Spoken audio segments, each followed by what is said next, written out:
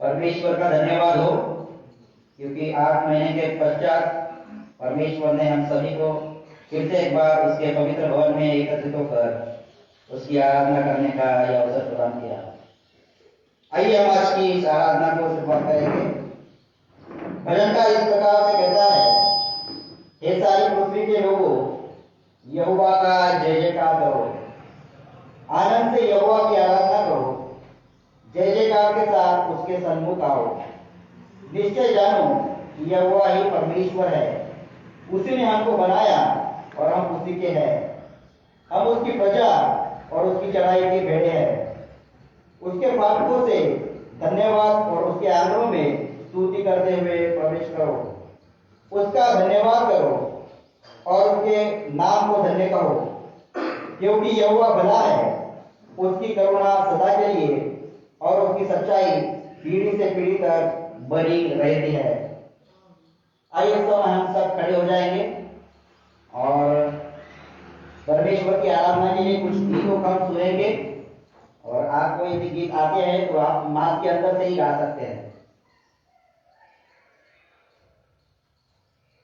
पहला गीत हम सुनेंगे मराठी, चला चला चला सारे एक बार जाओ यारे, जो हमारे गीत की किताब में 250 नंबर पर पाया जाता है।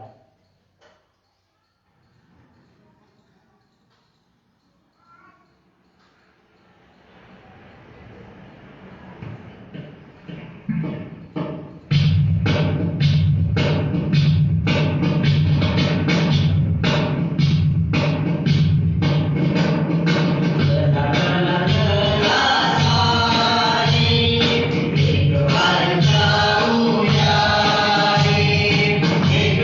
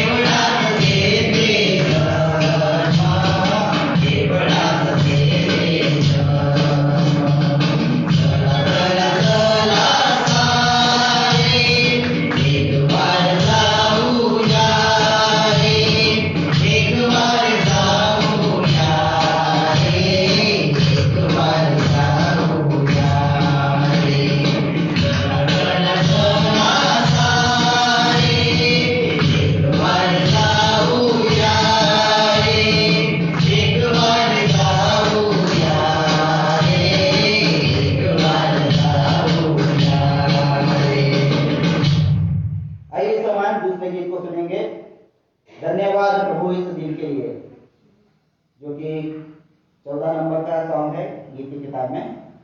धन्यवाद प्रभु इस दिन के लिए।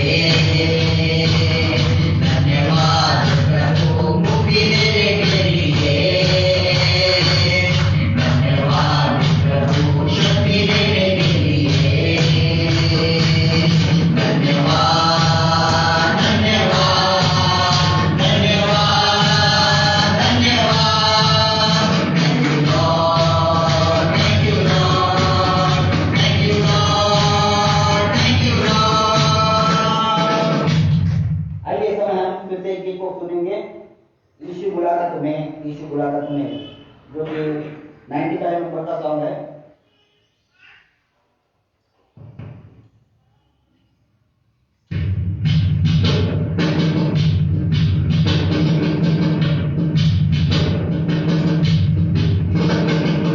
यीशु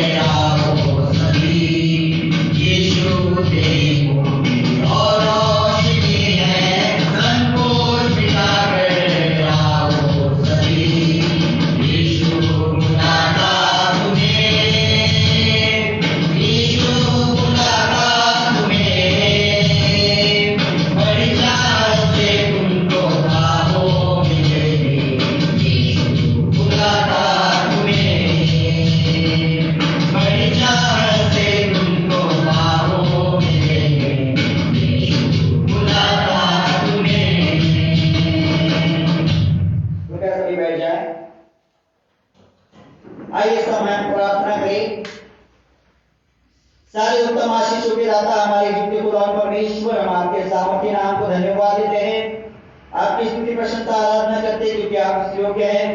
उसी प्रकार से हम विशेष रूप से आपको धन्यवाद देते हैं क्योंकि 8 महीने के पश्चात आपने फिर से एक बार आपके प्रियजनों को, आपके विश्वासियों को पहले परमेश्वर आपके पवित्र भवन में एकत्रित होकर आपकी आराधना करने का यह अवसर प्रदान किया।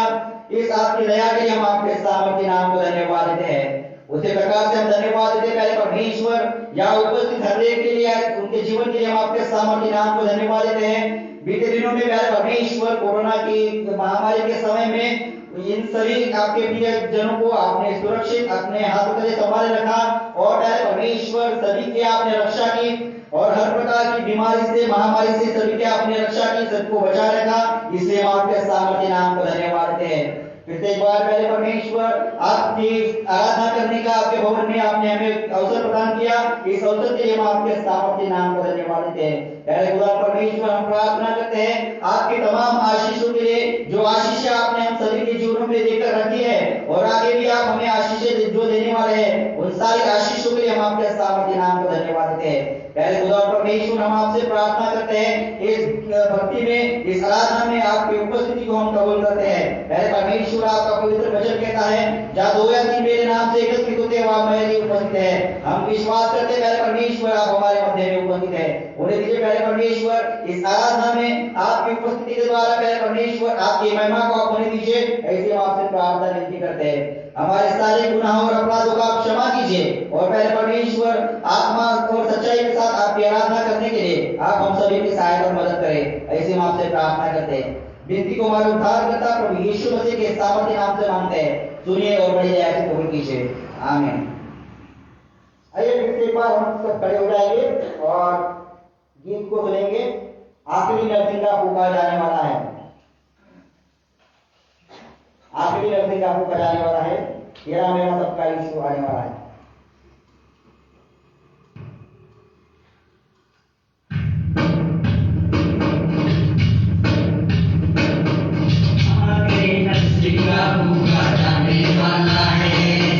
मेरा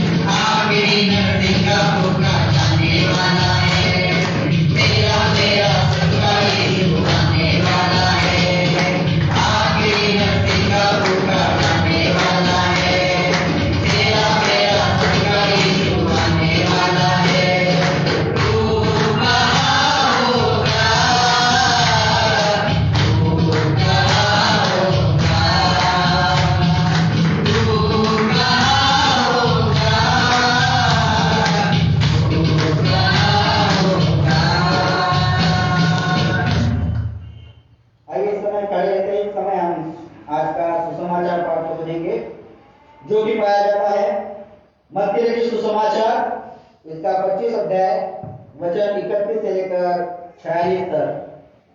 मत्ती रचित सुसमाचार इसका 25वां अध्याय वचन 31 से लेकर 46 तक।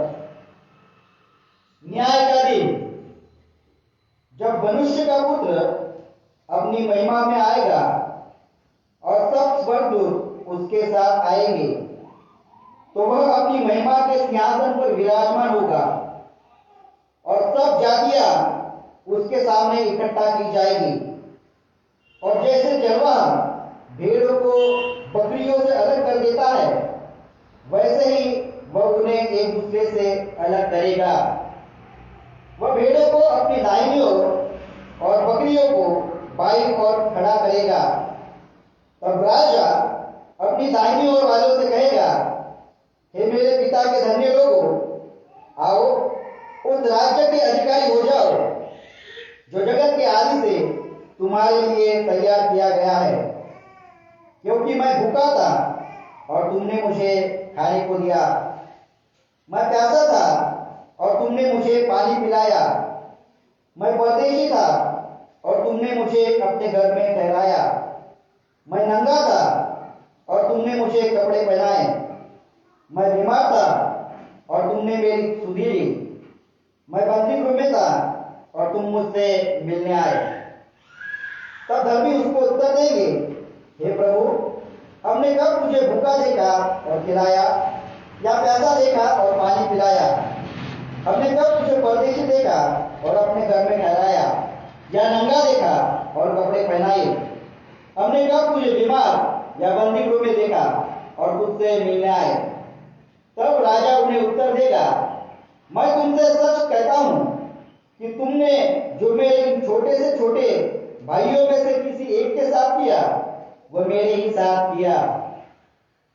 तब वह भाई और वाले से कहेगा, हे शापित लोगों, मेरे सामने से उस अनंत आग में चले जाओ जो शैतान और उसके दूतों के लिए तैयार की गई है। क्योंकि मैं भूखा था और तुमने मुझे खाने को नहीं दिया, मैं प्यासा था और तुमने मुझे पानी नहीं पिलाया, मैं परदेशी था और तुमने मुझे अपने घर में नहीं ठहराया, मैं नंगा था और तुमने मुझे कपड़े नहीं पहनाए, मैं बीमार और बंदी गृह में था और तुमने मेरी सुधि न ली। तब वे उत्तर देंगे, हे प्रभु, हमने तुझे कब भूखा या प्यासा या परदेशी या नंगा या बीमार या बंदी गृह में देखा और तेरी सेवा टहल न की? तब वह उन्हें उत्तर देगा, मैं तुमसे सच कहता हूं कि तुमने जो इन छोटे से छोटों में से किसी एक के साथ नहीं किया, वह मेरे भी साथ नहीं किया। और ये अनंत दंड भोगेंगे, परंतु धर्मी अनंत जीवन में प्रवेश करेंगे। यह परमेश्वर का सुसमाचार है। प्रभु यीशु मसीह की महिमा हो। कृपया सभी बैठ जाएं।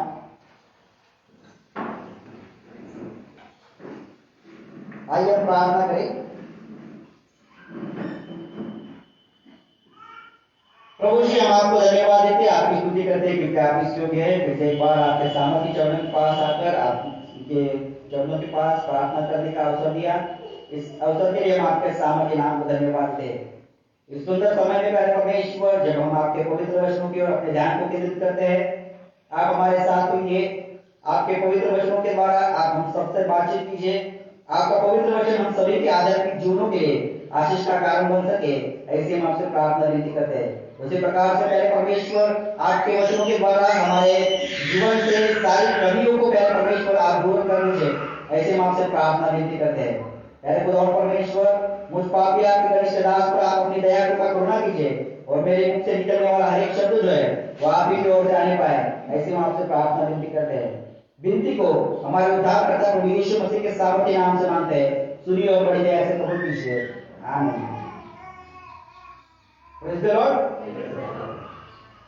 परमेश्वर की महिमा हो। एक ध्यान जो मेरे ध्यान में आई, पता नहीं कितनों के ध्यान में आई,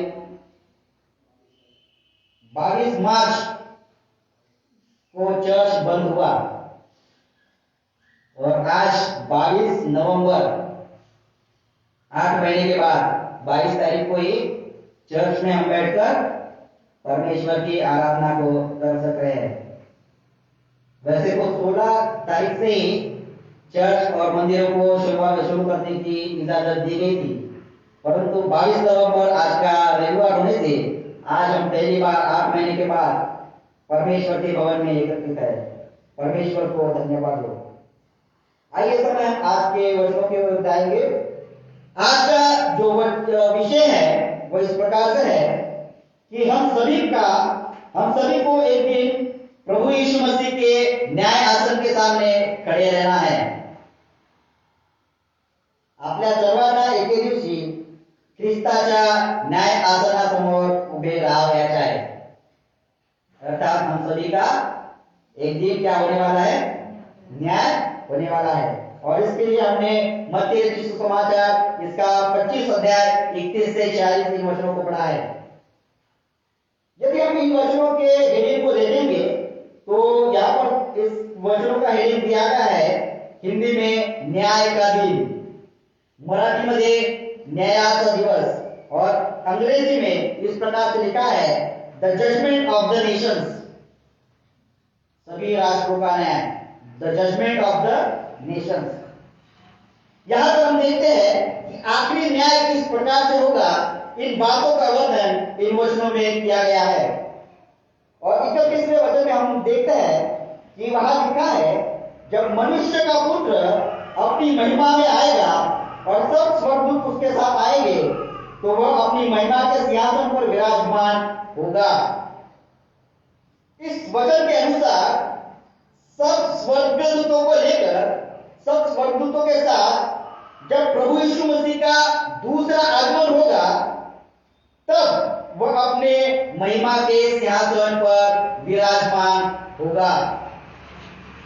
यहां पर महिमा के सिंहासन पर विराजमान होगा, इसके लिए मराठी में इस प्रकार से कहा गया है तो आपल्या वैभवशाली सिंहासनावर बसेल। कोण बसेल? प्रभु येशू ख्रिस्त आपल्या वैभवशाली सिंहासनावर बसेल। He will sit on the throne of his glory. He will sit on the throne of his glory. महिमा का जो सिंहासन है वही उसका न्यायासन भी है। महिमा का जो सिंहासन है वही प्रभु यीशु मसीह का न्यायासन भी है। अभी हम सभी जो लोग हैं वह मर्सी पीरियड में जी रहे हैं। कृपेचा काळ किंवा दयेचा काळ आपण ज्याला म्हणतो। तो आज की परिस्थिति में प्रभु यीशु मसीह जो है वह दया के आसन पर विराजमान है। हम सब पर वह दया कर रहा है, परंतु एक दिन ऐसा आएगा जब उसका दूसरा आगमन होगा तब वह अपने न्याय के सिंहासन पर विराजमान होगा और सबका क्या करेगा? न्याय करेगा। और वहां पर लिखा है जाएगी और सब जातियां उसके सामने इकट्ठा की जाएगी। प्रभु यीशु मसीह जो है वह सभी राष्ट्रों का न्याय करने वाला है और जब वह न्याय करेगा तो वह एक दूसरे को अलग कर देगा। लोगों को एक दूसरे से क्या कर देगा? अलग कर देगा। न्याय करना भी एक प्रकार से अलग करने का कार्य है। यदि हम यह की किताब इसका 34 अध्याय 17 वचन में पढ़ेंगे तो वहां पर लिखा है यह 34:17, वहां पर इस प्रकार से परमेश्वर का वचन कहता है, हे मेरे झुंड, तुमसे परमेश्वर यहोवा यो कहता है, देखो मैं भेड़ के बीच और मेढ़ों और बकरों के बीच न्याय करता हूं। हे मेरे झुंड, तुमसे परमेश्वर यो कहता है, देखो मैं भेड़ के बीच और मेढ़ों और बकरों के बीच क्या करता हूं? न्याय को करता हूं। यहां पर हम देखते हैं कि आगे लिखा है 32वें वचन में, जैसे चरवाहा भेड़ों को बकरियों से अलग कर देता है वैसे ही वह उन्हें एक दूसरे से क्या करेगा? अलग कर देगा। यहां पर भेड़ों को अर्थात धर्मी लोगों को, नीतिमान लोकांना धर्मी लोगों को वह जो है अपनी दाहिनी ओर खड़ा करेगा, और बकरियों को अर्थात अधर्मी लोगों को वह अपनी बाई ओर खड़े करेगा। और आगे लिखा है 34वें वचन में, तब राजा, 31वें वचन में क्या लिखा है, मनुष्य का पुत्र अपनी महिमा में आएगा। और जब महिमा में आने के बाद जब वह अपने महिमा के सिंहासन पर विराजमान होगा तो वहां पर प्रभु यीशु मसीह को राजा कहा गया है। और लिखा है, तब राजा अपनी दाहिनी ओर वालों से कहेगा, हे मेरे पिता के धर्मी लोगों, आओ उस राज्य के अधिकारी हो जाओ जो जगत के आदि से तुम्हारे लिए तैयार किया गया है। अब देखते हैं, इस संसार के स्थापना के आदि से ही धर्मी लोगों को चुनकर नियुक्त किया गया है। संसार की निर्मिति से आदि से ही धर्मी लोगों को चुनकर क्या करके रखा गया है, नियुक्त करके रखा गया है। इफिसी को पत्र इसका पहला अध्याय 4 वचन में इस प्रकार से लिखा है, इफिस 1:4, जैसा उसने हमें जगत की उत्पत्ति से पहले उसमें चुन लिया कि हम उसके निकट प्रेम में पवित्र और निर्दोष हो। जैसा उसने हमें जगत की उत्पत्ति से पहले उसमें चुन लिया कि हम उसके निकट प्रेम में पवित्र और कैसे हो, निर्दोष हो।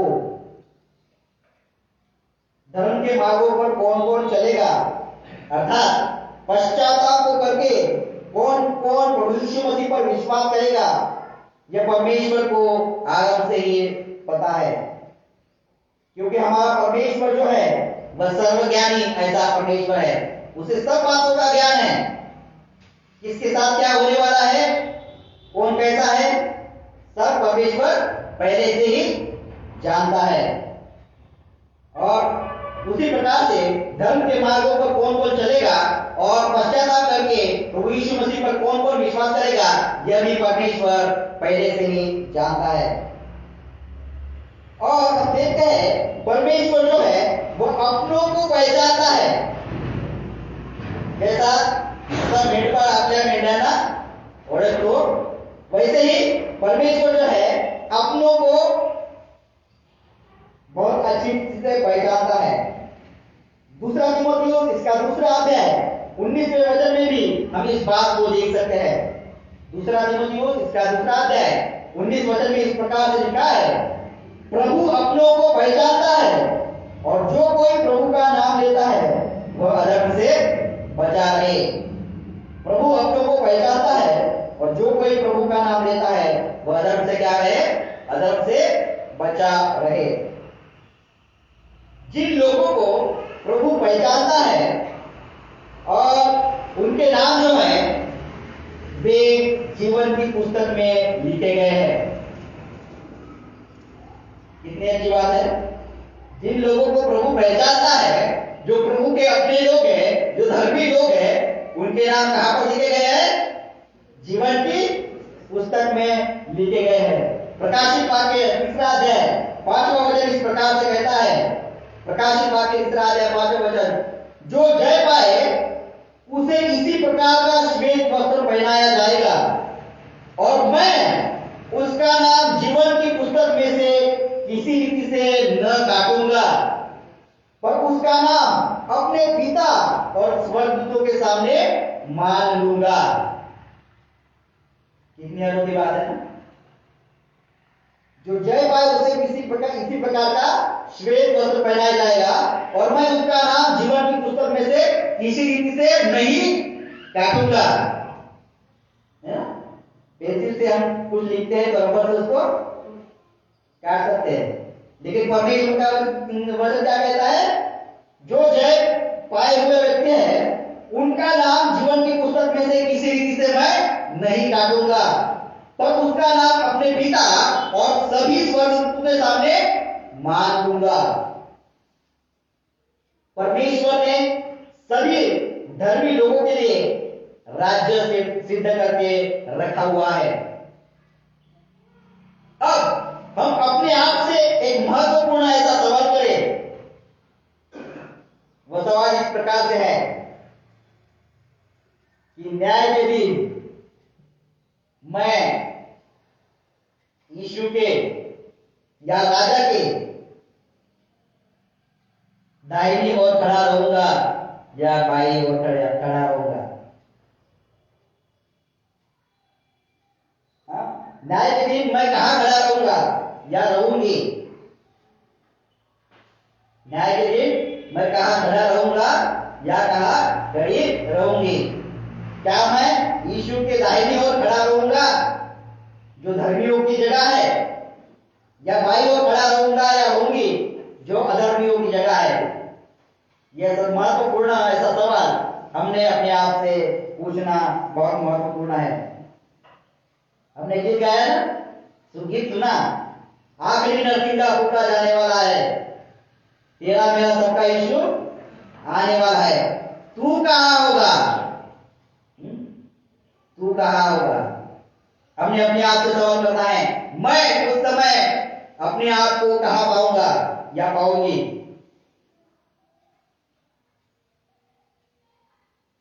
यदि इस सवाल का जवाब हमें पाना है तो इस प्रकार से हम देख सकते हैं कि जिन्होंने अपने जीवन में प्रभु यीशु मसीह के लिए प्रेम के कार्यों को किया है या कर रहे हैं, या लोगों की सेवा की है या कर रहे हैं, केवल ऐसे ही लोगों को वह अपनी दाहिनी ओर खड़ा करेगा और ऐसे ही लोगों की धर्मी के स्वरूप में गिनती की जाएगी। जिन्होंने अपने जीवन में प्रभु यीशु मसीह के लिए प्रेम के कार्यों को किया है या लोगों की सेवा की है या कर रहे हैं, ऐसे लोगों को वो अपने दाहिनी ओर खड़ा करेगा और उन्हें धर्मी करके नियुक्त भी करेगा और धर्मी के स्वरूप में उनकी गिनती की जाएगी। इब्रानियों की किताब इसका 6वां अध्याय 10वां वचन इस प्रकार से कहता है, इब्रानियों 6:10 वहां लिखा है, क्योंकि परमेश्वर अन्यायी नहीं कि तुम्हारे काम और उस प्रेम को भूल जाए जो तुमने उसके नाम के लिए इस रीति से दिखाया कि पवित्र लोगों की सेवा की और कर भी रहे हो। क्योंकि परमेश्वर अन्यायी नहीं कि तुम्हारे काम और उस प्रेम को भूल जाए जो तुमने उसके नाम के लिए इस रीति से दिखाया कि पवित्र लोगों की सेवा की और कर भी रहे हो।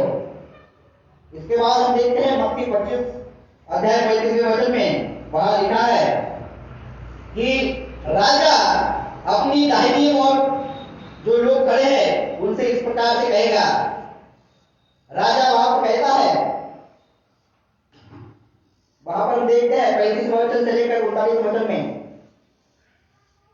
क्योंकि मैं भूखा था और तुमने मुझे खाने को दिया, मैं प्यासा था और तुमने मुझे पानी पिलाया, मैं परदेशी था और तुमने मुझे अपने घर में ठहराया, मैं नंगा था और तुमने मुझे कपड़े पहनाए, मैं बीमार था और तुमने मेरी सुनी ली, मैं बंदी गृह में था और तुम मुझसे मिलने आए। तब धर्मी उसको उत्तर देंगे कि हे प्रभु, हमने कब तुझे भूखा देखा और खिलाया, या प्यासा देखा और पानी पिलाया? हमने कब तुझे परदेशी देखा और अपने घर में ठहराया, या नंगा देखा और कपड़े पहनाए? हमने कब तुझे बीमार और बंदी गृह में दिखा और तुझसे मिलने को आए? तब राजा कहता है, अर्थात प्रभु यीशु मसीह कहता है कि तुमने जो मेरे इन छोटे से छोटे भाइयों में से किसी एक के साथ किया, वह मेरे ही साथ किया है। तुमने इन छोटे से छोटे भाइयों में से किसी एक के साथ किया, वह किसके साथ किया है? मेरे ही साथ किया है। भूखे, प्यासे, परदेशी, नंगे, बीमार और बंदी गृह में रहने वालों की सेवा करना, यही प्रभु यीशु मसीह की सेवा करने जैसा है। हम देखते हैं कि मानव स्वरूप को धारण करके ही प्रभु यीशु मसीह जो है इस संसार में आए थे और इस संसार में मानव के स्वरूप में उन्होंने जीवन व्यतीत किया।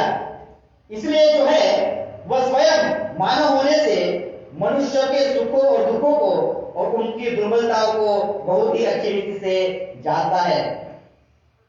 और जब हम दूसरे मनुष्य से प्रेम से बर्ताव करते हैं तब हम मसीह को ही प्रेम दिया करते हैं। जब हम दूसरे मनुष्यों से प्रेम से बर्ताव करते हैं तब हम किसको प्रेम देते हैं? मसीह को ही प्रेम दिया करते हैं। वर्तमान की परिस्थिति में देह से परमेश्वर प्रभु यीशु मसीह हमारे मध्य में उपस्थित नहीं है क्या? वर्तमान परिस्थिति में प्रभु यीशु मसीह देह से हमारे मध्य में उपस्थित नहीं है, परंतु दूसरों की सेवा करके उसने हमें स्वयं की सेवा करने का मौका देकर रखा हुआ है। यदि हम नीति वचन इसका 19 अध्याय 17 वचन पढ़ेंगे, वहां पर इस प्रकार से लिखा है, नीति वचन 19:17, जो कंगाल को अनुग्रह करता है वह यहोवा को उधार देता है और वह अपने इस काम का प्रतिफल पाएगा। जो कंगाल पर अनुग्रह करता है वह किसको उधार देता है?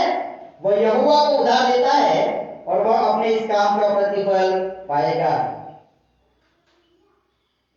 यह एक महत्वपूर्ण बात हम सभी ध्यान में रखें कि धर्मी लोगों ने यीशु के लिए जो प्रेम के कार्यों को किया या लोगों की सेवा की, इस कारण उनका उद्धार हुआ है, ऐसा कतई नहीं है। केवल लोगों की सेवा करने से हमारा उद्धार हुआ ऐसा कतई नहीं है, परंतु प्रभु यीशु मसीह पर हमारा जो विश्वास है उस विश्वास के द्वारा ही हमारा क्या हुआ है? उद्धार हुआ है। और ये जो हम प्रेम के कार्य दूसरों के लिए करते हैं वह कार्य हमारे यीशु पर के सच्चे विश्वास को प्रकट करते हैं और ये कार्य यीशु पर के सच्चे विश्वास के चिन्ह के स्वरूप में पाए जाते हैं। जब हम यहाँ पर वर्णित लोगों की सेवा करते हैं, कौन कौन से लोगों की सेवा करते हैं? भूखे, प्यासे, नंगे, बीमार, परदेसी, है ना? जब हम इन वचनों में वर्णित लोगों की सेवा करते हैं तो परमेश्वर हमें देखता है और हमारा विश्वास सच्चा है, इस बात को वह स्वयं कबूल करता है। इस बात को वह स्वयं ही कबूल कर लेता है कि सचमुच में इनका विश्वास सच्चा है। पहले विश्वास आता है और उसके बाद विश्वास के कार्य आते हैं। पहले क्या आता है? विश्वास आता है और विश्वास के बाद उसके कार्य आते हैं। यदि हम याकूब के पत्री इसका दूसरा अध्याय 14 से 17 इन वचनों को पढ़ेंगे तो उसमें हम देख सकते हैं, याकूब दूसरा अध्याय 14 से 17, यहाँ पर इस प्रकार से लिखा है कि हे मेरे भाइयों, यदि कोई कहे कि मुझे विश्वास है पर वह कर्म न करता हो तो इससे क्या लाभ? क्या ऐसा विश्वास कभी उसका उद्धार कर सकता है? यदि कोई भाई या बहन नंगे उगाड़े हो और उन्हें प्रतिदिन भोजन की घटी हो और तुम में से कोई उनसे कहे कुशल से जाओ, तुम गर्म रहो, तृप्त रहो, पर जो वस्तुएं देह के लिए आवश्यक है वह उन्हें न दे तो क्या लाभ? वैसे ही विश्वास भी यदि कर्म सहित न हो तो अपने स्वभाव में मरा हुआ है ना? स्पष्ट रूप से लिखा है, यदि कोई भाई या बहन नंगे उगाड़े है या उन्हें भोजन की कमी में प्रतिदिन भोजन की कमी पड़ रही है, या हम में से कोई व्यक्ति उसके पास जाता है कि तुम गर्म रहो, तुम्हें जरूरत की सारी चीजें मिल जाए, परंतु जो उसकी जरूरत है उसकी जरूरत को यदि हम पूरा नहीं करते तो हमारा विश्वास कैसा है? पूर्णतः मरा हुआ है। और आगे हम देखते हैं मत्ती सुसमाचार 25वें अध्याय के 41वें वचन में हम देखते हैं कि वहां पर लिखा है, तब वह बाई और वालों से कहेगा, हे शापित लोगों, बहुत कड़क रीति से कहा है, हे शापित लोगों, मेरे सामने से उस अनंत आग में चले जाओ जो शैतान और उसके दूतों के लिए तैयार की गई है, या उस नरक में चले जाओ जो शैतान और उसके दूतों के लिए तैयार की गई है। यहां पर अनंत आग शैतान और उसके दूतों के लिए अनंत आग की सजा नियुक्त करके रखी गई है। यदि हम प्रकाशित वाक्य इसका 20वां अध्याय 10वां वचन और 15वां वचन देखेंगे तो वहां पर हम इस प्रकार से पढ़ते हैं। प्रकाशित वाक्य 20वां अध्याय 10वां वचन और 20वां अध्याय 15वां वचन। 20वां अध्याय 10वें वचन इस प्रकार से लिखा है, उनका भरमाने वाला अर्थात शापित लोगों का भरमाने वाला आग और गंधक की उस झील में जिसमें वो पशु और झूठा भविष्यवक्ता भी होगा डाल दिया जाएगा और वे रात दिन युगानुयुग पीड़ा में तड़पते रहेंगे। उसी प्रकार से 15वें वचन में इस प्रकार से लिखा है, और जिस किसी का नाम जीवन की पुस्तक में लिखा हुआ न मिला वो आग की झील में डाला गया। जिस किसी का नाम जीवन की पुस्तक में लिखा हुआ न मिला वो कहां पर डाला गया? आग की उस झील में अर्थात उस नरक में डाल दिया गया। इस अनंतकालीन आग में जाने की आज्ञा यहां पर 41वें वचन में शापित लोगों को दी गई है। और वहां पर आगे हम पढ़ते हैं 42 से आगे, वहां पर लिखा है, वहां पर राजा कहता है, क्योंकि मैं भूखा था और तुमने मुझे खाने को नहीं दिया, मैं प्यासा था और तुमने मुझे पानी नहीं पिलाया, मैं परदेशी था और तुमने मुझे अपने घर में नहीं ठहराया, मैं नंगा था और तुमने मुझे कपड़े नहीं पहनाए, मैं बीमार और बंदी में था और तुमने मेरी सुधि न ली। तब वे उत्तर देंगे, हे प्रभु, हमने तुझे कब भूखा या प्यासा या परदेशी या नंगा या बीमार या बंदी में देखा और तेरी सेवा करना की? तब वह उन्हें उत्तर देगा, मैं तुमसे सच कहता हूं कि तुमने जो इन छोटों से छोटों में से किसी एक के साथ नहीं किया वो मेरे साथ भी नहीं किया। यहां पर हम देखते हैं राजा की भाई और के लोगों ने कभी भी भूखे, नंगे, परदेशी, नंगे, बीमार या बंदी गृह में रहने वाले लोगों की सेवा दया नहीं की। हो सकता है वे नियमित रूप से आराधना करते होंगे, हो सकता है कि वे नियमित रूप से प्रार्थना करते होंगे, हो सकता है कि वे नियमित रूप से अपनी कमाई का 10वां भाग देते होंगे, परंतु अपने पड़ोसियों पर, अभी पड़ोसी कौन? जो लोग जरूरतमंद है वही हमारे कौन है? पड़ोसी है। हमारे बाजू में रहने वाला हमारा पड़ोसी तो है, लेकिन परमेश्वर के वचनों के अनुसार हमारा सच्चा पड़ोसी कौन है? जो जरूरतमंद लोग हैं वे हमारे पड़ोसी है। परंतु उन्होंने ऐसे अपने पड़ोसियों पर उन्होंने सच्चा प्रेम कभी भी नहीं किया। अपने पड़ोसियों को उनकी परेशानियों में उन्होंने कभी भी मदद नहीं की, उनकी मदद करने से इनकार कर दिया। ऐसा करते हुए मसीह का ही इनकार कर रहे थे, ऐसा करते हुए मसीह का ही इनकार कर रहे थे।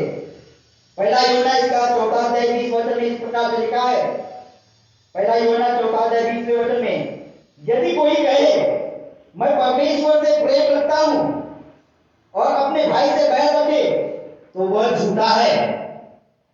यदि कोई कहे मैं परमेश्वर से प्रेम रखता हूं और अपने भाई से बैर रखे तो वह झूठा है, क्योंकि जो अपने भाई से जिसे उसने देखा है प्रेम नहीं रखता तो वह परमेश्वर से भी जिसे उसने नहीं देखा प्रेम नहीं रख सकता। जो अपने भाई को देख सकता है परंतु उससे प्रेम नहीं रखता तो वह परमेश्वर से भी जिसे उसने नहीं देखा प्रेम नहीं रख सकता। और फिर हम देखते हैं मत्ती इसका 25 अध्याय 46वें वचन में इस प्रकार से लिखा है कि और ये अनंत दंड भोगेंगे परंतु धर्मी अनंत जीवन में प्रवेश करेंगे। और ये अनंत दंड भोगेंगे परंतु धर्मी अनंत जीवन में प्रवेश करेंगे। न्याय के लिए होने वाला जो न्याय है वही अंतिम न्याय होगा। उसके बाद दोबारा निर्णय नहीं लिया जाएगा, किसी को भी दूसरा मौका नहीं दिया जाएगा। परमेश्वर जो है वह सभी का योग्य और उचित ऐसा न्याय करता है और वह न्याय करने में भेदभाव कतई नहीं करता। अभी फिर से हम अपने आप से सवाल करें कि न्याय के दिन परमेश्वर मुझसे क्या कहेगा। फिर से हम अपने आप से सवाल करें कि न्याय के दिन परमेश्वर मुझसे क्या सवाल करेगा, या प्रभु यीशु मसीह मुझसे क्या सवाल करेगा, क्या कहेगा। क्या वह मुझसे इस प्रकार से कहेगा कि हे मेरे पिता के धन्य लोगों, आओ उस धन्य राज्य के अधिकारी हो जाओ जो जगत की आदि से तुम्हारे लिए तैयार किया गया है। या फिर ऐसा कहेगा कि हे शापित लोगों, मेरे सामने से उस अनंत आग में चले जाओ जो शैतान और उसके दूतों के लिए तैयार की गई है। हम अपने आप से सवाल करें कि न्याय के दिन परमेश्वर मुझसे क्या कहेगा। इन दोनों बातों में से क्या कहेगा, हम अपने आप से सवाल करें। विचार करने योग्य बात है कि राजा के भाई और के जो लोग हैं उन्हें किस प्रकार के पाप के कारण अनंतकालीन अग्नि में जाने की आज्ञा दी गई है। यार अपन हम देखते हैं कि वहां पर परमेश्वर प्रभु यीशु मसीह या राजा कहता है कि हे शापित लोगों, मेरे सामने से उस अनंत आग में चले जाओ। किस पाप के कारण? क्या खून, व्यभिचार, चोरी या अन्य गलत पापों के कारण उनको यह सजा दी गई है? ऐसे पापों के कारण तो सजा मिलने वाली है, परंतु नहीं, यहां पर इस वचन के अनुसार नहीं, परंतु उन्होंने अच्छा कार्य करने की ओर ध्यान नहीं दिया, यही उनका पाप है। उन्होंने अच्छा कार्य करने की ओर ध्यान नहीं दिया, यही उनका यहां पर क्या है, पाप है। कई लोग ऐसे हैं जो अच्छा नहीं करने को पाप नहीं कहेंगे, और खून करना, व्यभिचार करना, चोरी करना और ऐसे गलत कार्यों को करना है, यही पाप है, ऐसा कई लोगों को लगता है। परंतु जब अच्छा कार्य करने का मौका हमें मिलता है, तब अच्छे कार्यों को करने से चूक जाना और मौके को गवा देना, यह भी एक प्रकार का पाप है। ऐसे पापों को हम जाने अनजाने में किए गए पाप भी कह सकते हैं। याकूब की पत्री 4 अध्याय 17 वचन में इस प्रकार से लिखा है, इसलिए जो कोई भलाई करना जानता है और नहीं करता, उसके लिए यह पाप है। चांगले करणे कळत असून जो ते करीत नाही ते त्याचे काय आहे, पाप आहे। इसलिए अच्छे कार्यों को करने से चूक जाना, यही उनका पाप था। मत्ती समाचार इसका 25 अध्याय 1 से 13 इन वचनों में 10 कुंवारियों को दृष्टांत दिया गया है, और हम इस दृष्टांत में उन 5 मूर्ख कुंवारियों को यदि देखेंगे तो हम देखते हैं उन्होंने अपने साथ तेल नहीं लिया, यही उनका पाप था, और परिणाम स्वरूप उनके लिए दरवाजा क्या कर दिया गया, बंद कर दिया गया। उसी प्रकार से उसके आगे में मत्ती समाचार इसका 25 अध्याय 14 वचन से लेकर 20 वचन में तोड़ों का दृष्टांत दिया गया है, और इस तोड़ों के दृष्टांत में हम देखते हैं जिसे एक तोड़ा दिया गया था उसने उस तोड़े का इस्तेमाल नहीं किया, यही उसके लिए पाप साबित हुआ और उसका दंड उसे भी भुगतना पड़ा। आज तक हमारे जीवन में भी यीशु की सेवा करने के कितने ही मौके हमें प्राप्त हुए, परंतु हमने उन मौकों को गवा दिया, या उन मौकों की ओर ध्यान नहीं दिया, उन मौकों को हमने दुर्लक्षित कर दिया और यीशु की सेवा करने से हम चूक गए। कई मौके हमें मिले होंगे जिन मौकों में हमने किसी भूखे को खाना खिलाने की जरूरत थी, किसी भूखे को हम खाना खिला सकते थे, किसी नंगे को हम वस्त्र पहना सकते थे, किसी प्यासे को हम पानी पिला सकते थे, या किसी दुखियारे को मिलकर उसे सांत्वना दे सकते थे, या किसी की कोई समस्या हम दूर कर सकते थे। लॉकडाउन की परिस्थिति में भी हम देखते हैं लोगों के घर से अनाज खत्म हुआ, लोगों के घर में पैसे की तंगी लोगों को उत्पन्न हुई। लॉकडाउन की परिस्थिति में भी किसी को मदद करने का मौका हमें मिला होगा, परंतु क्या हमने उस मौके का फायदा उठाया, या हमने उस मौके की ओर भी ध्यान नहीं दिया। नागपुर डायसेस की ऑनलाइन वर्शिप जब चल रही थी, तब एक वर्शिप में मैंने सरमन दिया था, पता नहीं कितने लोगों ने सुना। उस सरमन में मैंने कहा था कि आपका पासवान आपके लिए दिन रात प्रार्थना करता है, आपकी सुरक्षा के लिए, आपके परिवार की सुरक्षा के लिए। आप में से कितने लोग हैं जो अपने पासवान के लिए प्रार्थना करते हैं? आप में से कितने लोग हैं जिन्होंने अपने पासवान को पूछा कि पासवान, पास्टर साहब, आपको किसी चीज की जरूरत है या नहीं? और उसमें उस संदेश में मैंने कहा था कि कलीसिया के एक या दो परिवारों को छोड़कर कोई, किसी को कोई मतलब नहीं कि पास्टर जिंदा है या मर गया। एक फोन करके भी कोई पूछता नहीं कि पास्टर साहब आप कैसे हैं, आपकी फैमिली कैसी है। ये मेरे साथ घटित हुआ है, मेरे साथियों के साथ घटित हुआ है। परमेश्वर की सेवा के लिए करते हैं, हम कुछ करते हैं तो हम परमेश्वर के लिए करते हैं। क्या हमने मौके को गवा लिया? यह सचमुच में विचार करने लायक बात है। क्या हमने यीशु की सेवा करने के मौके को गवा दिया? सचमुच में विचार करने लायक बात है। और इस बात का भी हम आत्म परीक्षण करें कि अंतिम न्याय के दिन मैं कहां खड़ा रहूंगा या रहूंगी। जैसा कि मैंने पहले भी सवाल अपने आप से पूछने को कहा कि अंतिम न्याय के दिन मैं कहां खड़ा रहूंगा या रहूंगी। क्या मैं राजा के दाईं ओर भेड़ के रूप में, अर्थात धर्मी व्यक्ति के रूप में खड़ा रहूंगा या रहूंगी, या राजा के बाईं ओर बकरी के रूप में, अर्थात अधर्मी व्यक्ति के रूप में खड़ा रहूंगा या रहूंगी।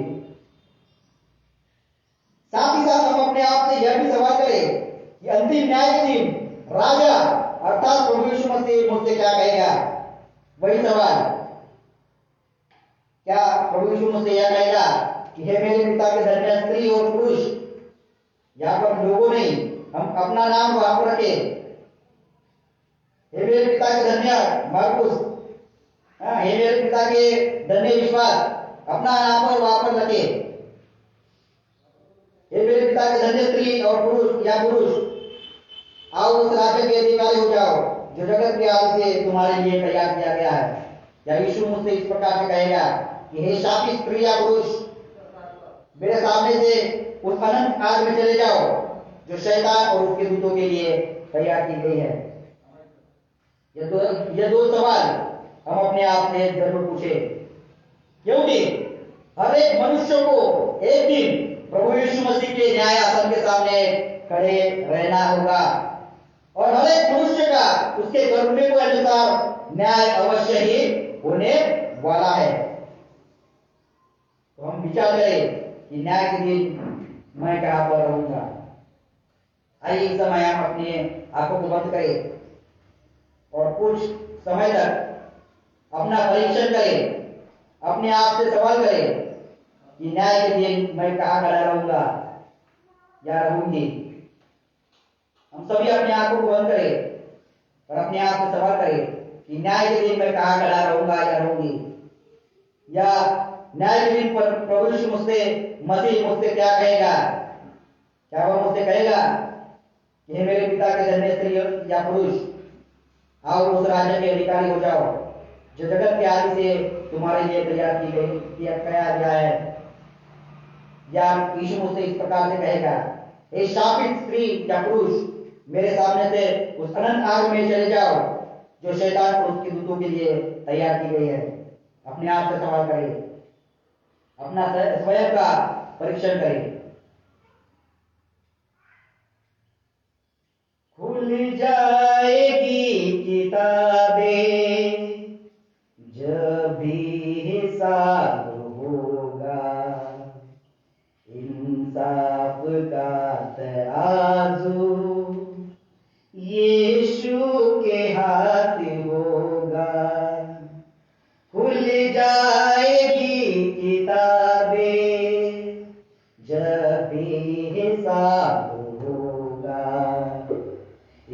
इंसाफ का तराजू यीशु के हाथ होगा, खुल जाएगी किताबें। जो भी तू कर रहा है यीशु वो देखता है, जो भी तू कर रहा है यीशु वो देखता है। हर पल का तुझको इंसान, हर पल का तुझको इंसान देना हिसाब होगा। इंसाफ का तराजू यीशु के हाथ होगा, खुल जाएगी किताबें। आजा अभी भी मुड़ कर यीशु बुला रहा है, आजा अभी भी मुड़ कर यीशु बुला रहा है। वरना ये याद रख ले, वरना ये याद रख ले, तेरा ही नाश होगा। इंसाफ का तराजू यीशु के हाथ होगा, खुल जाएगी किताबें। जब भी हिसाब होगा, इंसाफ का तराजू यीशु के हाथ होगा, खुल जाएगी किताबें। प्रभु इन वचनों के द्वारा हम सभी को आशीषित करे। आइए हम प्रार्थना करें। प्रभु हम आपको धन्यवाद देते हैं आपके पवित्र और सुंदर वचनों के लिए। आपके वचनों के द्वारा प्यारे खुदा और परमेश्वर आपने हम सबसे बातचीत की, और प्यारे परमेश्वर आपने हमारे हृदय के साथ प्यारे परमेश्वर बातचीत करते हुए हमारे हृदय में कार्य किया, इसलिए हम आपके सामर्थ्य नाम को धन्यवाद देते हैं। दीजिए प्यारे परमेश्वर, न्याय के दिन हम अपने आप को कहाँ खड़ा करते हैं, इसका परीक्षण करने के लिए आपने हमारी सहायता मदद की, इसलिए हम आपके सामर्थ्य नाम को धन्यवाद देते हैं। यदि प्यारे परमेश्वर हमने कोई कमी और घटी होगी तो प्यारे परमेश्वर हम आपसे प्रार्थना करते हैं, हमें सहायता और मदद कीजिए, ताकि परमेश्वर हम हमारे जीवन से उन कमी और घटियों को दूर कर सके। और प्यारे परमेश्वर न्याय के दिन प्यारे परमेश्वर आपके दाहिनी ओर हम खड़े हो सके। विनती को हमारे उद्धार करता प्रभु यीशु मसीह के सामर्थ्य नाम से मानते हैं, सुनिए और बड़े जय से कबूल कीजिए। आमीन। आइए इस समय हम कुछ सूचनाएं हैं, उन सूचनाओं को सुनेंगे।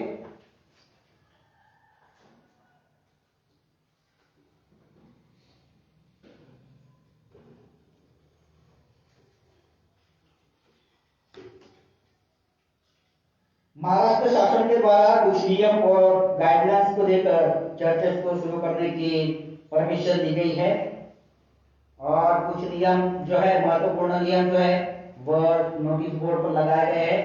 कृपया उन नियमों को आप जरूर पढ़ें और उनका पालन भी करें। और कुछ नियम जो है वो मेरे पास नागपुर धर्म प्रांत से आए हैं, तो नियमों को मैं आपके सामने पढ़ना चाहूंगा। मराठीमध्ये आहे। 65 वर्षांपेक्षा जास्त वयाची व्यक्ती, आजारी व्यक्ती, गर्भवती महिला आणि 10 वर्षाखालील मुलांना घरी राहण्याचा सल्ला देण्यात येतो। व्यक्तींनी शक्य तितक्या सार्वजनिक ठिकाणी किमान 6 फूट अंतर राखणे आवश्यक आहे। सोशल डिस्टन्सिंग के लिए कहा गया है। फेस कवर मुखौटे वापरणे अनिवार्य आहे। मास्क आपके चेहरे पर अवश्य होना है। हात दृश्यमान नसले तरी साबणाने नियमित हात धुण्याचा सराव करा। अपने हाथों को सैनिटाइज करने के लिए कहा गया है। श्वसन शिष्टाचाराचे काटेकोरपणे अनुसरण करणे, यामध्ये खोकताना रुमालाचा वापर करणे तसेच तोंड आणि नाक झाकण्याचा सराव करणे समाविष्ट आहे। सर्वांच्या आरोग्याचे स्वपरीक्षण करणे आणि कोणत्याही आजाराची नोंद लवकरात लवकर राज्य व जिल्हा हेल्पलाईनकडे करावी। थुंकण्यास कडक निषिद्ध केले पाहिजे, प्रतिबंधक म्हणून दंड आकारला जाऊ शकतो। आरोग्य सेतू ॲपचा वापर करण्याचा सर्वांना सल्ला देण्यात यावा. सर्व धार्मिक स्थाने खाली 22 खाती करून घेतील. उसमें है प्रवेश द्वारावर हात स्वच्छता, सॅनिटायझर, डिस्पेन्सर आणि थर्मल स्क्रीनिंग ठेवणे आवश्यक आहे. केवळ लक्षण नसलेल्या व्यक्तींना आवारात परवानगी असेल. मुखवटे वापरणाऱ्या प्रवेश करण्याची परवानगी देण्यात येईल. कोविड-19 विषयी प्रतिबंधात्मक उपायांवर पोस्टर स्टँडिंग प्रमुखपणे दर्शविल्या जातील. कोविड-19च्या प्रतिबंधात्मक उपायांवर जनजागृती करण्यासाठी ऑडिओ व्हिडिओ क्लिप सर्व धार्मिक ठिकाणी नियमितपणे वाजवाव्यात. शूज पादत्राणे शक्यतो स्वतःच्या वाहनात ठेवाव्यात. गरज भासल्यास प्रत्येक व्यक्तीने कुटुंबाने स्वतंत्र स्लॉटमध्ये ठेवावी. पुतळे, मूर्ती, धार्मिक पुस्तके इत्यादींना स्पर्श करण्यास परवानगी नाही. और इसलिए आप देख सकते हैं कि गाने की किताब रखी नहीं गई है. मोठ्या प्रमाणात मेळावे आणि गर्दी निषिद्ध राहावी. संक्रमणाचा प्रसार होण्याची संभावना लक्षात घेता जोपर्यंत शक्य आहे तोपर्यंत रेकॉर्डेड संगीत गाणी वाजवली जाऊ शकतात आणि गायन गीत किंवा गायन गाण्यांना परवानगी दिली जाऊ नये. एकमेकांना अभिवादन करताना शारीरिक संपर्क टाळावा. इसके बाद में है प्रसाद वितरण किंवा पवित्र पाणी शिंपडणे इत्यादी सारख्या कोणत्याही विधींना धार्मिक स्थळामध्ये परवानगी दिली जाऊ नये. मंदिर आवारात स्वच्छता व्यवस्था, शौचालय, हात व पाय धुण्याच्या जागांवर विशेष लक्ष केंद्रित करून ठेवली जाईल. धार्मिक ठिकाणांची व्यवस्थापनाद्वारे वारंवार साफसफाई आणि निर्जंतुकीकरण केले जावे. ये कुछ नियम यहाँ पर दिए गए हैं, उनका पालन हमने अवश्य करना है. और इन नियमों को ध्यान में रखते हुए 17 नवंबर को नागपुर धर्म प्रांत के सभी पासवानों की बिशप साहब के द्वारा मीटिंग ली गई थी. और मीटिंग के पश्चात उन्होंने एक पत्र सभी पासवानों के लिए दिया है. वो पत्र मैं आप सबके सामने पढ़ के बताता हूँ. और इस प्रकार से प्रति सर्व बाळगण नागपूर धर्म प्रांत CNI नागपूर. विषय महाराष्ट्र शासनाच्या नियमावलीप्रमाणे मंदिर उघडणे व भक्ती घेण्याबाबत. प्रिय बाळासाहेब, आपला प्रभू येशूच्या नावामध्ये सलाम. आपण देवाचे मनपूर्वक आभार मानूया की महाराष्ट्र शासनाने दिनांक 16 नोव्हेंबर 2020 पासून मंदिरे, प्रार्थनास्थळे उघडण्याची व भक्ती घेण्याची परवानगी दिलेली आहे. तसेच मंदिर उघडणे व भक्ती घेण्यासंबंधाने नियमावली सुद्धा सुचविली आहे. या पत्राद्वारे आपणास विनंती करण्यात येत आहे की महाराष्ट्र शासनाच्या नियमावलीप्रमाणे आपण मंदिर उघडावे व भक्तीचे आयोजन करावे. महाराष्ट्र शासनाने सुचविलेली नियमावली मराठी व इंग्रजीमध्ये आपल्या माहितीस्तव या पत्रासोबत पाठविण्यात येत आहे. महाराष्ट्र शासनाने सुचविलेल्या नियमावलीचे उल्लंघन केल्यास शासनाकडून आपल्याविरुद्ध कडक कारवाई होऊ शकते, याची आपण नोंद घ्यावी.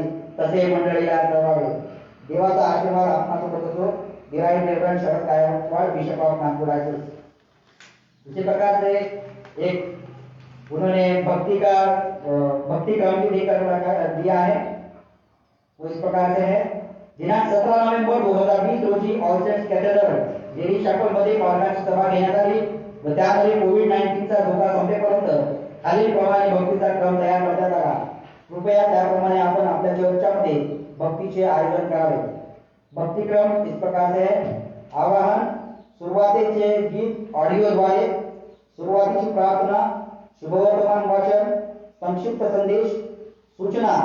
कोविड-19चा धोका संपेपर्यंत शक्यतो पालकांनी मंडळीला सूचना द्याव्यात. मध्यस्थीची प्रार्थना, दानार्पण गीत, दानार्पणाची प्रार्थना, प्रभूची प्रार्थना, सुवंदर यावं. और इसी क्रम के अनुसार हम आज की आराधना ले रहे हैं.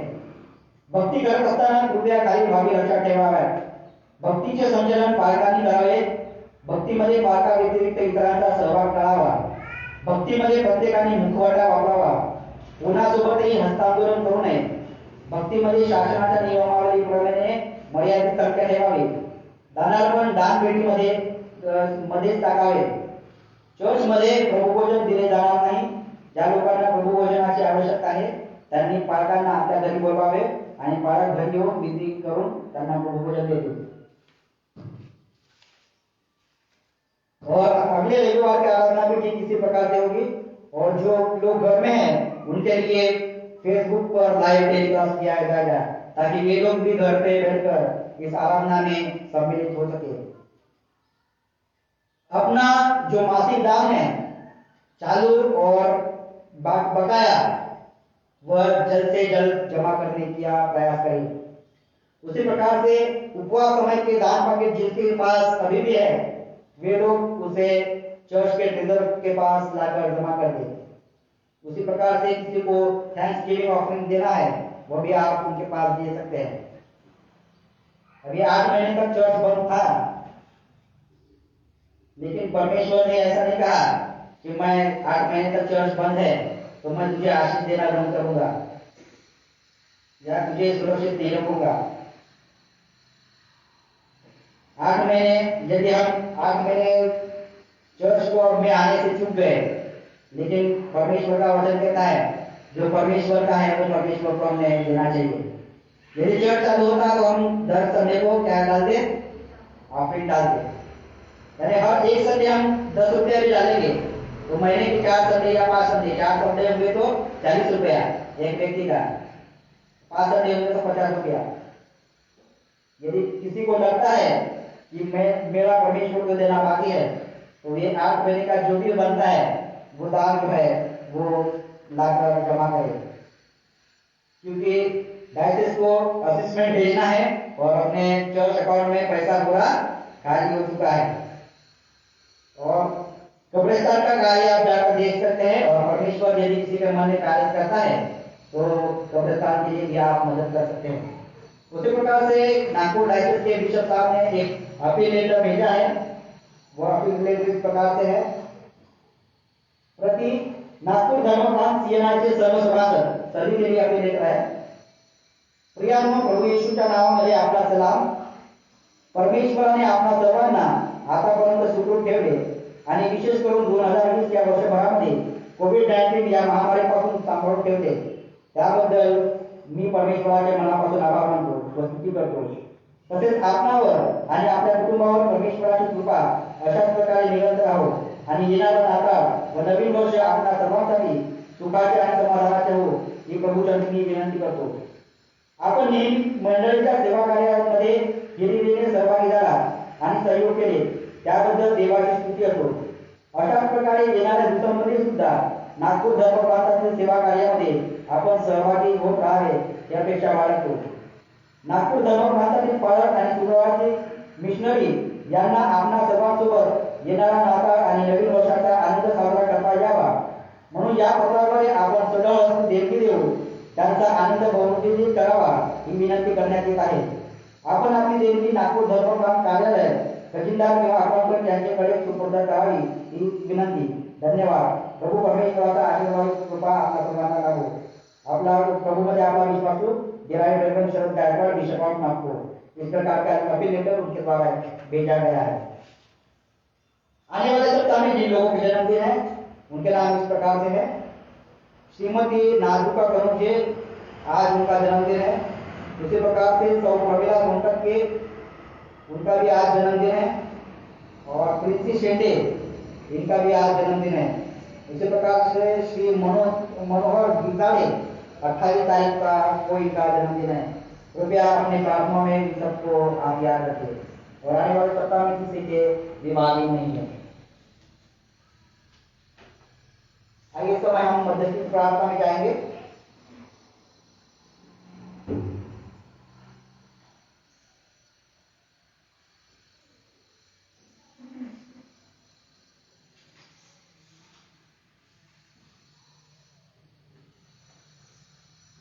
मध्यस्थी की प्रार्थना वही निवेदन। हम समस्त मानव जाति के लिए प्रार्थना करें और अपनी प्रार्थनाओं को प्रभु यीशु मसीह के निरंतर निवेदन के साथ अर्पित करें। हे परमेश्वर, हम प्रार्थना करते हैं कि समस्त संसार में न्याय और शांति स्थापित हो और प्रत्येक व्यक्ति भरपूर जीवन प्राप्त करे। हे दयावान प्रभु, हमारी प्रार्थना सुनिए। उन सब लोगों के लिए जो इस गांव और नगर में रहते हैं, उन सब बातों को दूर करने के लिए जिनसे आपकी कोट और झगड़े होते हैं, और हमारे देश में सच्ची एकता की बढ़ती रहे। हे दयावान प्रभु, उन सब लोगों के लिए जो कृषि उद्योग अथवा व्यापार में लगे हुए हैं, सब मजदूरों और कारीगरों के लिए, और उन सब के लिए जो हमारे देश की रक्षा करते हैं। हे दयावान प्रभु, अध्यापकों और छात्रों, वैज्ञानिकों, लेखकों और कलाकारों और उन सब व्यक्तियों के लिए जो अन्य लोगों के विचारों और भावनाओं को प्रभावित करते हैं। उसी प्रकार से हम प्रार्थना करते हैं कोविड-19 इस महामारी के समय में जो लोग बीमारों की सेवा कर रहे हैं, ऐसे सभी डॉक्टर लोगों के लिए, नर्सेस के लिए, हेल्थ क्षेत्र में कार्य करने वाले सभी लोगों के लिए प्रार्थना करते हैं। हे दयावान प्रभु, उन सब लोगों के लिए जो दुखी हैं, बेरोजगार हैं, भूखे प्यासे हैं, दरिद्र और दलित हैं, बीमार और मरणासन हैं, और उन सब व्यक्तियों के लिए जो ऐसे लोगों की सेवा और सहायता करते हैं। हे दयावान प्रभु, हमारे तथा अन्य देशों के सब शासकों के लिए, विशेषकर हमारे राष्ट्रपति, प्रधानमंत्री, इस राज्य के राज्यपाल और मुख्यमंत्री और उनके लिए भी जो लोगों पर किसी प्रकार का अधिकार रखते हैं। हे दयावान प्रभु, संपूर्ण मसीह समाज की एकता और मेल मिलाप के लिए और समस्त संसार में उनकी गवाही और सेवा कार्य के लिए। हे दयावान प्रभु, भारत में आपकी समस्त कलीसिया के लिए, उसके परिषदों तथा अगुओं, विशेषकर हमारे प्रमुख धर्माचार्य, दक्षिण भारत की कलीसिया के प्रमुख धर्माचार्य और महासभा कलीसिया के मेट्रोपोलिटन, हमारे bishop right reverend Sharad Gaekwad, हमारे पूर्व और आपकी कलीसिया के सब अन्य धर्मों के लिए कि वे सच्चाई और लगन से आपकी सेवा करें। हे दयावान प्रभु, यह वर दे कि आप उन सब भक्तों के साथ जिन्होंने अपने जीवन में सच्चाई की आपकी सेवा किया है, हम भी आपके राज्य के शासन आनंद के संभागी हो सके। हे दयावान प्रभु, हम सब मिलकर प्रार्थना करें। हे स्वर्गीय पिता, अपने राज्य को शीघ्र प्रकट कीजिए और हमारी प्रार्थना को सुनिए। हम आपके पुत्र, अपने प्रभु और उद्धारकर्ता यीशु मसीह के नाम से मांगते हैं, आमीन। आइए इस समय हम सब खड़े हो जाएंगे और इस समय हम एक दान गीत को सुनेंगे, और गीत होते समय हम अपने दान को परमेश्वर, अपने जीवन को परमेश्वर को अर्पित करेंगे। और एक सूचना है, एक एक व्यक्ति आकर उस दान की पेटी में दान डालकर अपनी जगह पर जाकर बैठेगा सोशल डिस्टेंसिंग के साथ। और इस समय हम गीत सुनेंगे, गीत नंबर 82, यीशु को मैं सब कुछ देता, सब कुछ करता हूँ बोलता हूँ।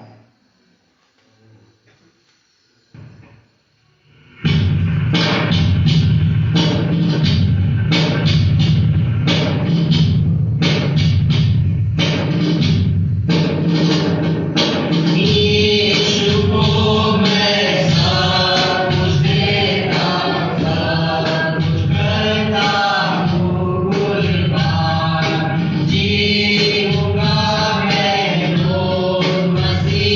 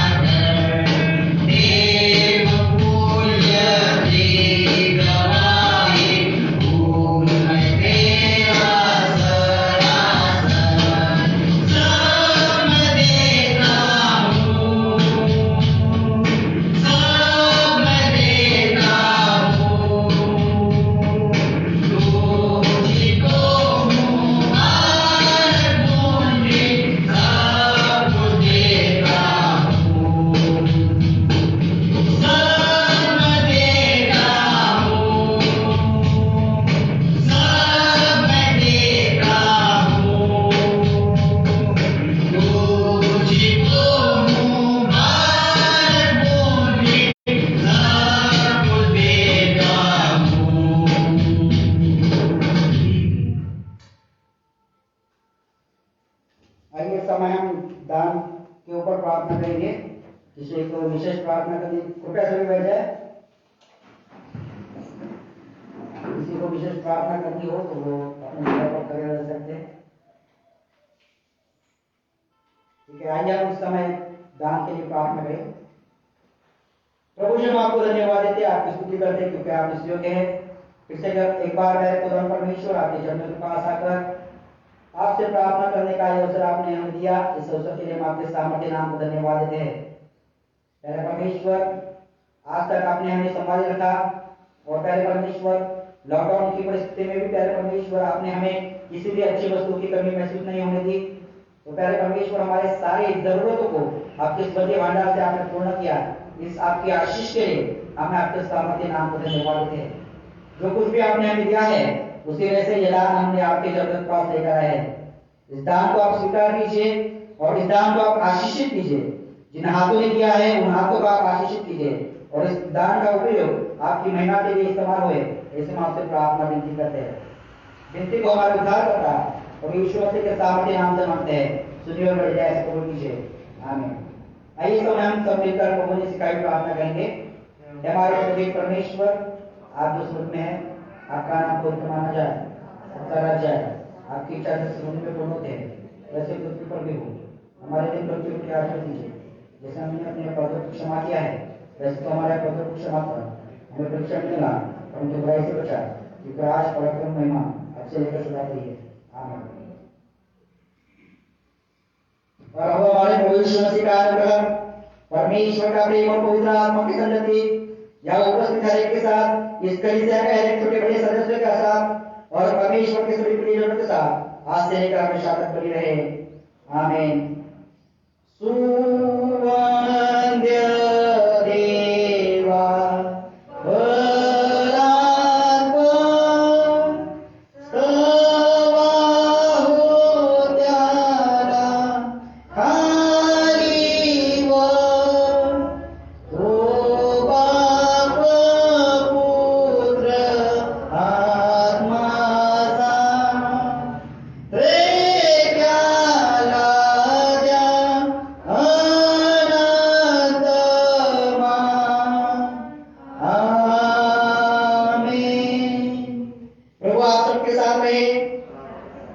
शांति से जाओ और परमेश्वर की सेवा करो, इसके नाम है, आमीन।